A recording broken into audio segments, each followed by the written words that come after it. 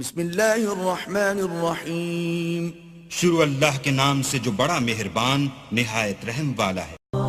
یا اقصی یا حلو المنظر، جب سرکش جنات نے مسجد اقصی تعمیر کی، جانیے سیدنا آدم علیہ السلام سے لے کر 1996 تک مسجد اقصی کی تعمیر کے حیرت انگیز حقائق۔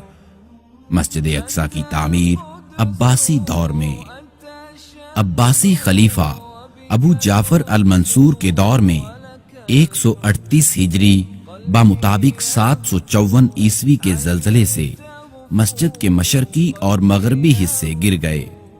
خلیفہ نے مسجد کے دروازے پر لگے سونے اور چاندی کو سکوں میں ڈھال کر مسجد کی تعمیر نو کی۔